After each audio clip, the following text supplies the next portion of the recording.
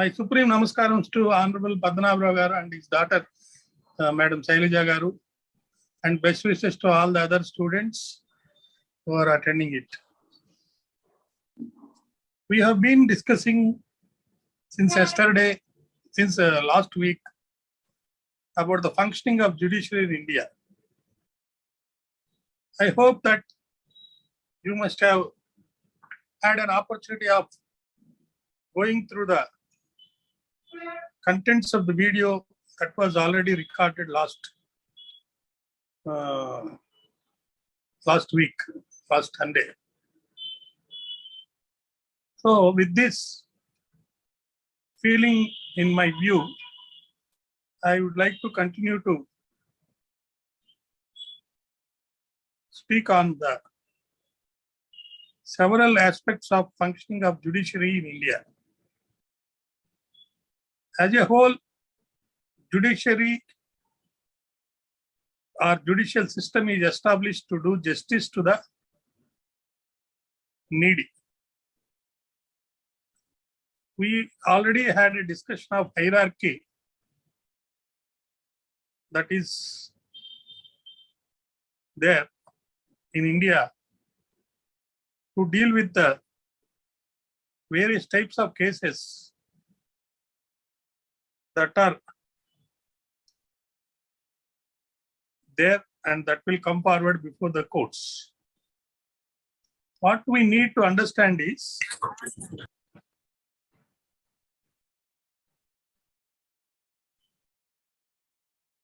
what is the outcome of various provisions of the Constitution in practice in getting the justice or in doing the justice. Functioning of judiciary is threefold. One is what are the provisions that are there in the Constitution and other various laws that are dealing with the functioning of judiciary, we have to look into at first. Then whether in view of the system which we have, what are the difficulties that are being faced by the common man or the persons who are working in the judicial system in order to deliver the justice to the needy.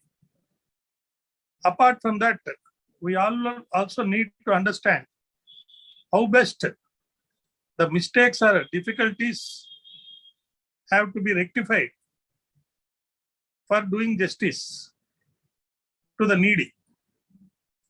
For this, we must look into the concept and some of the principles that are there, that are adapted by us to do justice. For this, we have to first understand the then circumstances when we had created the Constitution and adapted it.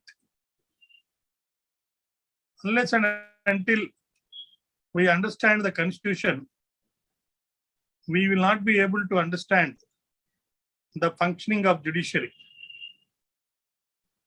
The other day, we discussed about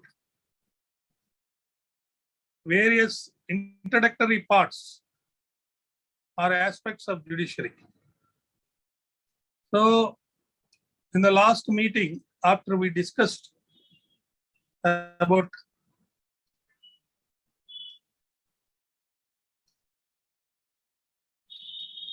Supreme Court and other courts, and also how the system is functioning, we have understood that the Indian judicial system has been established basing on the system of common law system, recorded judicial precedents, because it is inherited from British colonial legacy. So The court system of India consists of Supreme Court of India, which is the highest court in our country, and under it the high courts and the subordinate courts at district, municipal and village levels. So we also understood about the hierarchy of courts. We also understood that the Indian judiciary is divided into several levels in order to, for what? To decentralize and address the matters at the grassroots levels. How to decentralize? What are the methods adopted? And how the grassroots level matters are being addressed. You know, at highest level, Supreme Court is there. It is the apex court of the country. On 28th January 1950, it is established. You have to read articles 124 to 147 of the Constitution of India. But unless and until we understand this 124 to 127 of the Constitution of India, we can't understand what is High Court, what is Supreme Court, and what for it is there, and how and why it is the apex court and highest court of the country. So for this, let us understand in few minutes about the functioning of Constitution. For this, we need to understand at first about what the Constitution wants to achieve. The Constitution wants to achieve, as expressed in the preamble of the Constitution, so far as the judicial system is concerned, it wants to secure to all its citizens justice, social, economic, and political.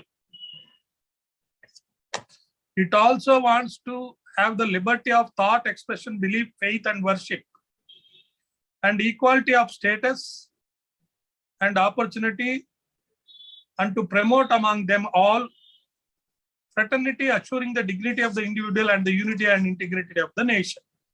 This is what the Constitution wants to achieve. Then how it wants to achieve? Through social revolution. What do you mean by social revolution? It means that every citizen of the country shall have proper food, shelter, and freedom of speech. Not right to speech, freedom of speech. Freedom of speech means you have got the freedom to speak, but you don't have right to speak. Why you don't have right to speak? If you have got the right to speak, then the others who are hearing or who have to hear your speech must have a duty. If you have got a right to speak, then all others are under an obligation to hear what you say. So you don't have any right to speech, but you have freedom of speech and expression. And that is given as an object by way of mentioning in the preamble by stating that liberty of thought, expression, belief, faith, and worship. So after understanding this concept of social revolution, you must also understand about how you want to achieve that social revolution through the process of concept of democratic system and democracy. In democracy, all are equal and every person must get justice. For this, what you need is a law that is implemented properly by the courts established in India. So, in the Constitution, we have Chapter 4. Chapter 4 deals with the Union Judiciary. Chapter 4 deals with the Union Judiciary. This is from 124 to 147. You can note down. This is about Constitution of India in respect of the Union Judiciary. Then in respect of the states, we have got the high courts in the states. This is chapter 5. Chapter 5. It deals with articles 214 to 1 minute. 214 to 237. 214 to 232. Then we have got chapter 6, subordinate courts, that deals with appointments of district judges. Appointment of district judges. So you have to read chapter 4, chapter 6, chapter 5. Chapter 4, 5 and 6. If you read these articles only, you will be able to understand what is judiciary and how it functions. Let us see in chapter 4 today about the Union Judiciary. What do you mean by the Union Judiciary?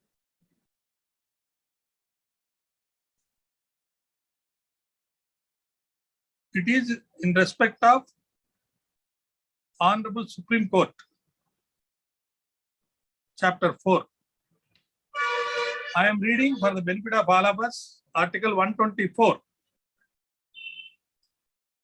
It says, establishment and constitution of Supreme Court. How a Supreme Court was established and what is the constitution of Supreme Court. This article says clearly, there shall be a Supreme Court. It means a Supreme Court means only one Supreme Court. It consists of a Chief Justice of India, and until Parliament by law prescribes a large number of not more than 7 other judges. Originally, this 7 now amended and made as 30. I understand now it is 33 or so, whatever it is. So you can appoint more than 30 or 33 judges of Supreme Court if the Parliament makes a law for it. Until then, we have one Chief Justice and one Supreme Court consisting of a Chief Justice and judges not more than 33 or so. Who has to appoint the Supreme Court judge? The President of India appoints by warrant under his seal and under his hand and seal, but on the recommendations of National Judicial Appointment Commission originally, but that is now not there due to several things. So a judge of Supreme Court, after appointment, he works till he attains the age of 65 years. So he will have to retire by the time he attains after he attains the age of 65 years. So now we understand, as per Article 127, 124 of Chapter 4 of the Constitution of India, only one Supreme Court has to be established, and that was established. It consists of a Chief Justice and judges not more than 33 or so, subject to correction. And Parliament may by law can amend the law and appoint more judges to Supreme Court, and they shall hold the office until they attain the age of 65 years. Then it prescribes about the qualifications for appointment of a judge of the Supreme Court. First qualification is he must be citizen of India, and he must have any one of the three qualifications. Either he must have worked as Judge of High Court of India or any state for a period of at least 5 years, or he must have been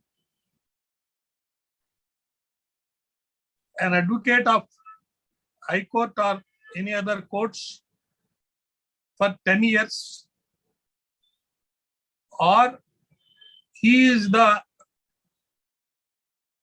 distinguished jurist. So, the qualifications for appointment of a judge of Supreme Court is, first qualification, he must be a citizen of India, and he is below the age of 65 years.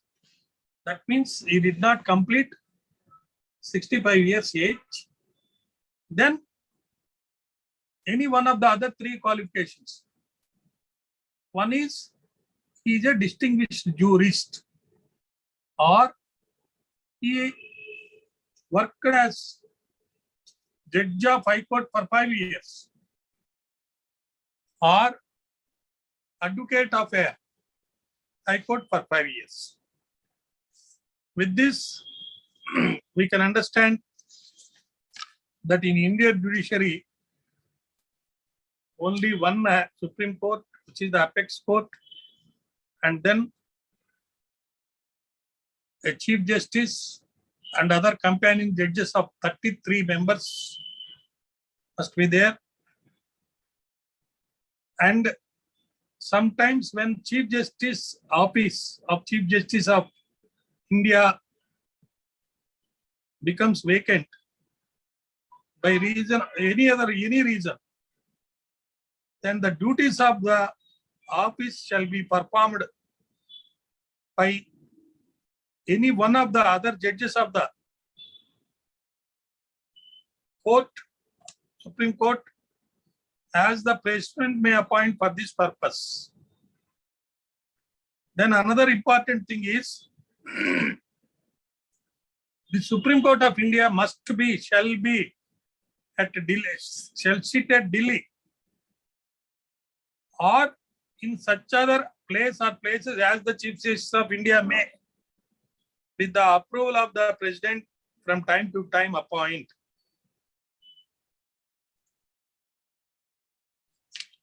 And the Supreme Court of India has got a power to punish for contempt of itself, and it is a court of record. It must have all powers as a court of record, as a apex court, as highest court, including a power to punish for contempt itself.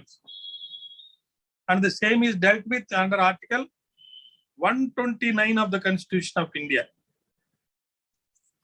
Then we already discussed that the Supreme Court is having power of original jurisdiction. Original jurisdiction means it can entertain a dispute, any dispute, directly. What are those disputes? If a dispute is between the government of India and one or more states, then or if it is between the government of India and any state or states on one side and one or more other states on the other, or between the two or more states.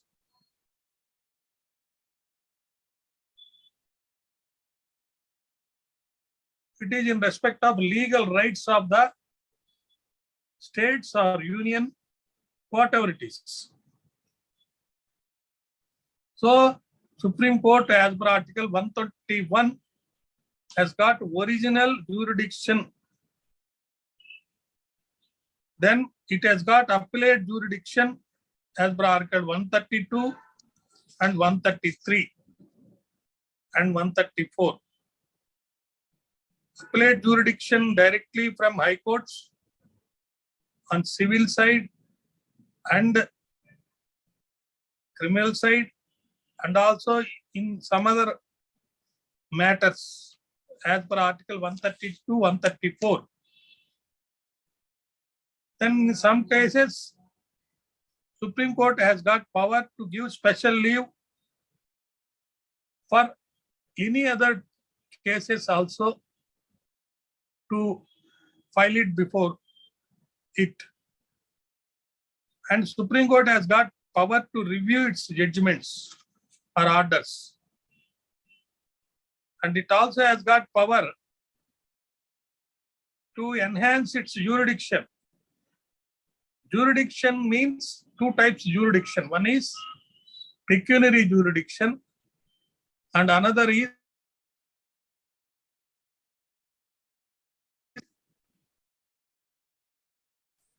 is territorial jurisdiction. Pecuniary means monetary. Territorial means the area. In respect of these two, the Supreme Court has got power for enlargement of its jurisdiction under Article 138 of the Constitution of India. And it also got ancillary powers. How? It is the Parliament which has to make necessary law, making provision for conferring upon the Supreme Court some incidental or supplemental powers, but they shall not be inconsistent with any of the provisions of the Constitution, provided they are needed or desirable or necessary for the purpose of enabling the court more effectively to exercise the jurisdiction conferred upon it by or under this Constitution. Sometimes what happens, Supreme Court has got jurisdiction, pecuniary or territorial, but it appears that it has no power for exercising the jurisdiction conferred upon it. Then in that case, the Parliament can make under Article 140 a law conferring supplemental or incidental powers, ancillary powers. Then the question arises whether the judgments or orders of the Supreme Court are final or not. And on whom these are implementable and applicable. Article 141 says, the law declared by the Supreme Court shall be binding on all courts within the territory of India. This is important. First, you must understand whether Supreme Court has declared any law. If it declares any law by way of its judgment or orders, then on whom it is binding? It is binding on all courts. All courts means, where are those courts? The courts which are within the territory of India. That is important. This is Article 141. It says, Article 141 says that the law declared by the Supreme Court is binding on all courts within the territory of India. And these orders or decrees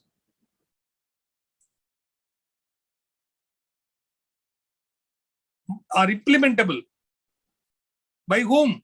By all. Who are all? All authorities, civil and judicial, in the territory of India shall act in aid of the Supreme Court.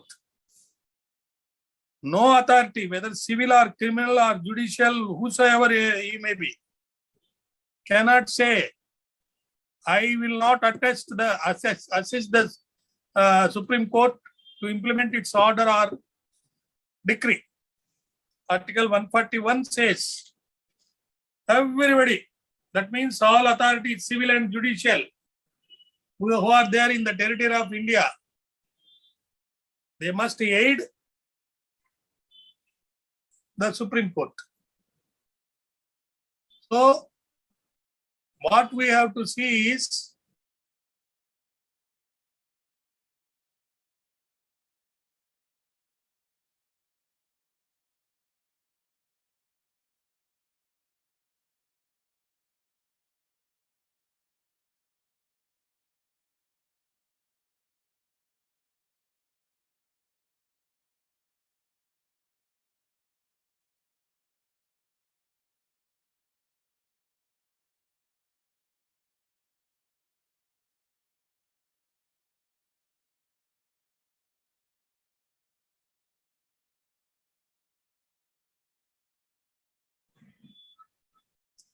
so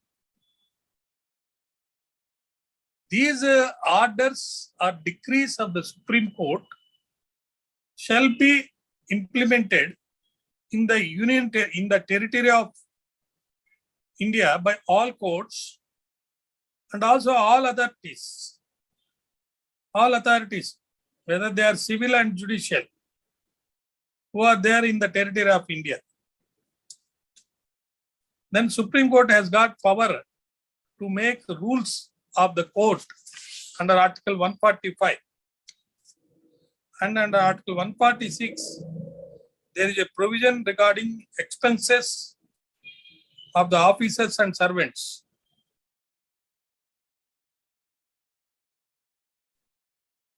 So with this, I spoke generally about various provisions about the establishment and constitution of Supreme Court and how the judges of the Supreme Court have to be appointed and what are the powers of the Supreme Court, and also the law declared by the Supreme Court is the law of the land. It shall be implemented within the territory of India by all the courts and all the authorities, civil and judicial, must come in aid while working or implementing the judgments or orders of the Supreme Court. With this, let us go next about high courts. How an high court has to be established, how it has to function, what are the powers of a high court. Chapter 5 of the Constitution of India deals with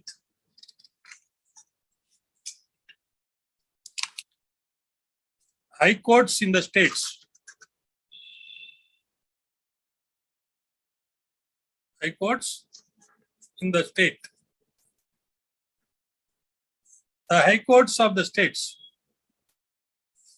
It clearly says 214. There shall be a high court for each state, and every high court shall be a court of record. And it also has got, like Supreme Court, all the powers of such a court, including the power to punish for contempt of itself. Then Article 216 says, every high court shall consist of a chief justice. and such other judges as the president may from time to time deem it necessary to appoint. This is very important. Though there are certain principles about deciding about the strength of the judges, but ultimately it's the President of India who acts as per the advice of the Council of Ministers, Central Ministers, to decide about how many judges have to work in a particular state. But otherwise speaking, there shall be a high court for each state, and it consists of a chief justice and other judges as the President of India from time to time may deem it fit to appoint. And the power of high court is, it's a court of record, and it has got all powers of such a court as a court of record, including the power to punish for contempt of itself. Then let us see what are the conditions of the office of a judge of High Court and who will appoint. A judge of the High Court shall be appointed by the President of India under his seal, under his hand and seal. Then condition is that judge will act until he attains the age of 62 years. Citizen of India can be appointed. Same qualifications like for a judge of Supreme Court, but a distinguished jurist cannot be appointed, as the case of appointment of judges Supreme Court as High Court or judge. Either he must have had a practice of 10 years in judicial office in the territory of India, or 10 years as an advocate of High Court. For each state, one High Court, and then that High Court has got all powers as a court of record, including the power to punish for contempt, one Chief Justice and other companion judges, and the number of strength of the judges is as determined by the President of India. Then President of India appoints the Judge of High Court. The Judge of High Court, he works until he attains the age of 62 years. In case of Supreme Court, 65 years. In case of High Court, till he attains the age of 62 years. So what are the qualifications of a High Court judge to be appointed? If he is not a citizen of India, he can't be appointed as a High Court judge. And he must have another qualification of any one of the two conditions. One is he worked as a district judge for 10 years or as an advocate of High Court for 10 years, whatever it is. In case of a Supreme Court judge, a distinguished jurist also can be appointed as a judge of Supreme Court, though he is not having the degree of law. But in case of High Court, he must be either an advocate practiced for 10 years or judge of court, district court for 10 years.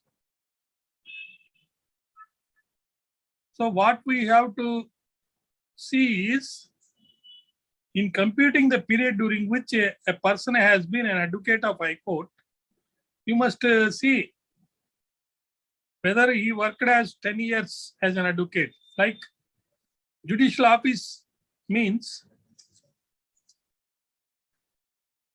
member of tribunal or any post under the union or state requiring special knowledge of law. So we have to see that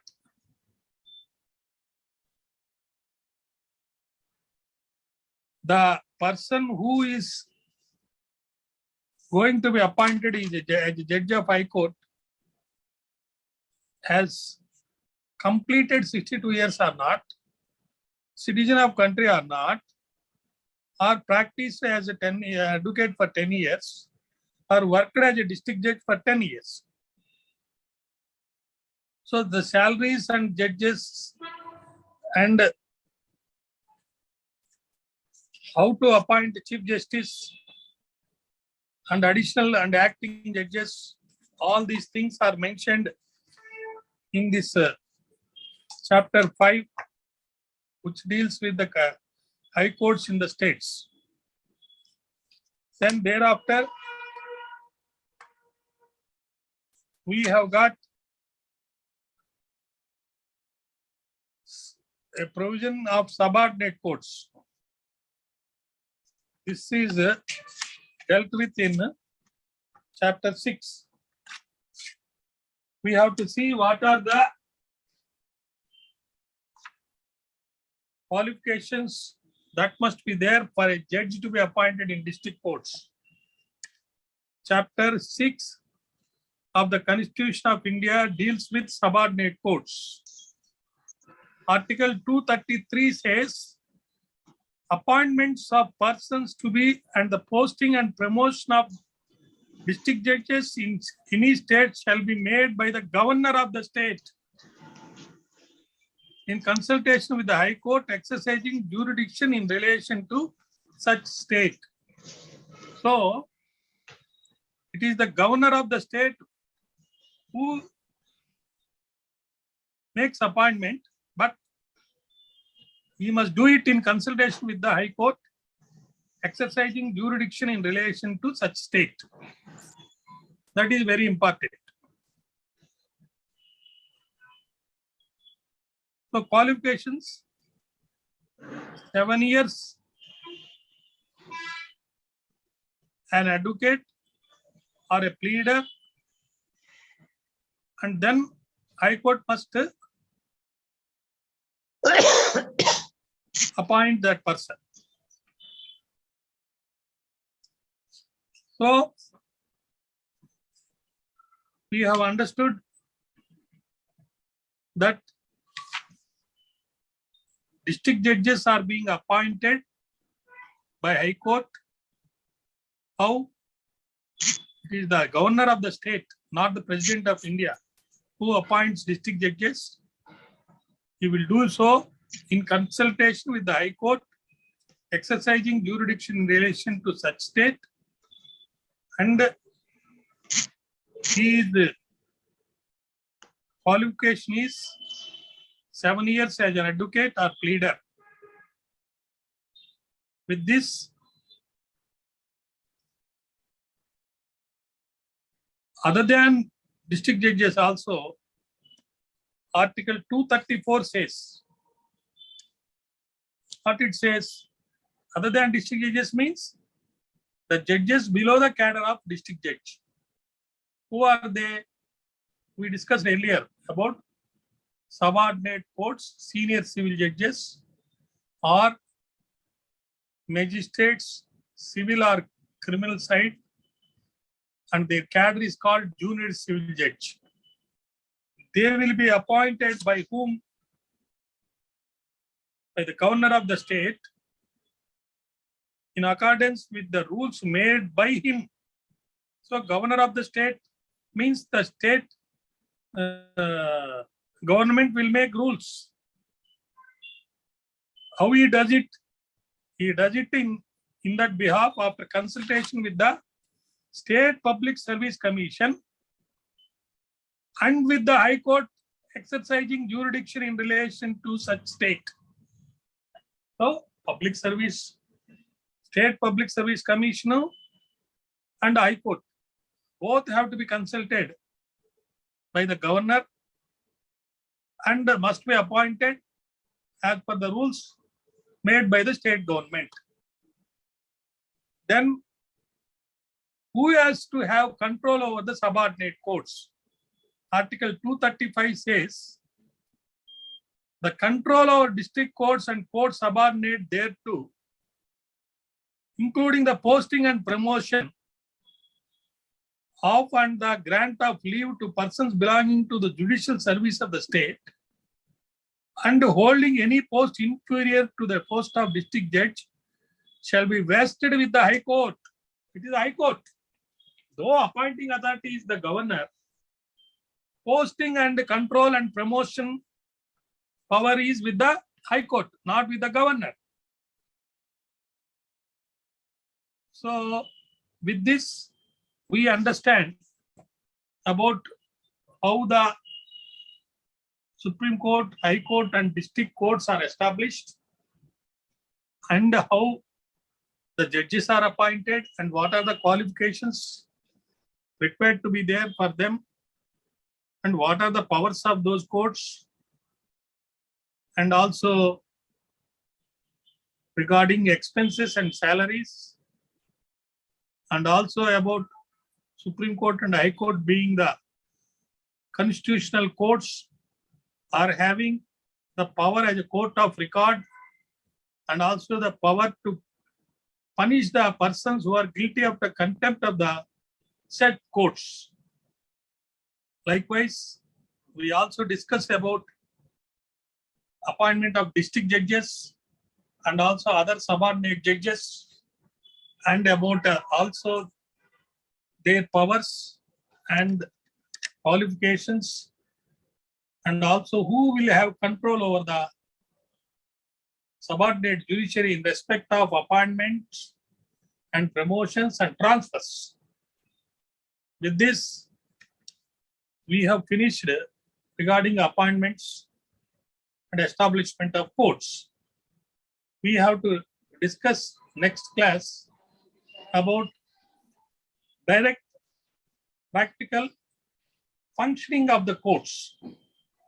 For this, we need to discuss about the Code of Civil Procedure 1908 and the Code of Criminal Procedure 1973, and then about the Indian Penal Code 1860 and the Indian Evidence Act 1872. So please go through these 4 acts. Now, regarding the provisions of Constitution, we already discussed today and in last class. Regarding practical functioning of judicial side created or established courts, we can understand only if we understand the other laws, procedural laws. What are the procedural laws? The Code of Civil Procedure 1908. It deals with how a trial has to be conducted and judgment has to be given by the courts. When a litigant approaches the court to implement his civil side rights, which are of civil nature, then there is another Code of Criminal Procedure 1973. It deals with the criminal cases. What is the procedure for conducting trial and recording of evidence and punishing a person who is guilty of the committing of offenses prohibited by law? For these 2 procedural codes, unless you understand how to record the evidence, what is evidence, that is under the law, the Indian Evidence Act 1872, we will not be able to understand functioning of the judiciary practically. For this, we need time. We will have in the next class. Okay, sir. Any doubts, children? Please note down all the points. If any doubts is, unless they interact with me, they will not be able to understand it. Otherwise, Yeah. it will be one-sided. Please raise the doubts. Anybody, if you are having, you can ask me in Telugu also. Telugu, English, Hindi. I understand. If anybody is having doubt, please ask. If no doubts are there, it's okay. You can also, it is a recorded video. You can They hear can go it. through it again. Yes. They can go through it again. If Yeah. any doubts are there, you can personally also call me Yes. or give it to madam. She will call. Yes. Okay. I think nobody is having any doubt.